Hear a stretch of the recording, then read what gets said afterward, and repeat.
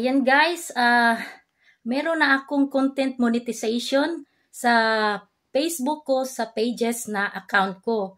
So, tuturo ko sa inyo kung paano siya i-set up. So, i-check niyo lang yung monetization tools ninyo at makikita doon sa baba, nakabilong na siya sa tools na pwede nyo na siyang i-set up. May blue dyan na nakalagay sa gilid, i-press nyo lang yan. So tara guys, ituturo ko sa inyo step by step kung paano siya i-set up. Punta tayo dito sa taas na merong picture natin, yung tatlong bar. I-click mo yan. Hanapin yung professional dashboard. Click mo yan. Scroll up.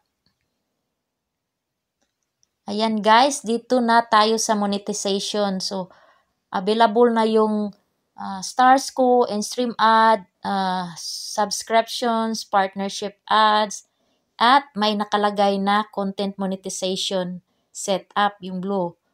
Ito pala ang pages ko na account.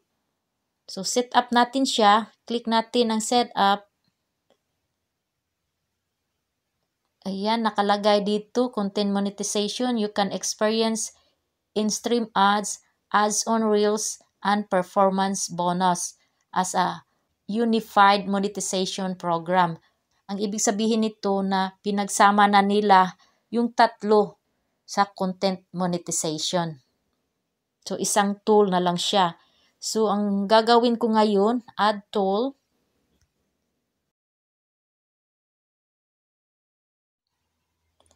Ayan, tapos na na-set up natin. So, pindutin natin yung content monetization. So, diba?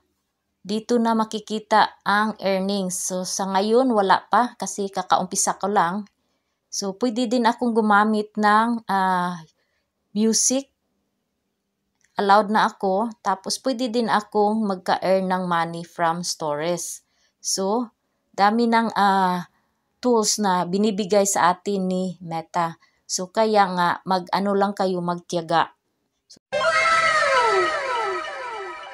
ayan, na-set up na natin yung content monetization natin. So, yay! Thank you so much, Uncle M, na binigay mo na yan sa akin. Sana nakatulong sa inyo guys kung paano mag-set up ng content monetization. Ito pala, ang gamit ko ay ang Facebook na pages account ko. So, good luck everyone! At pakishare na din ito sa iba para naman tayo makatulong sa kanila.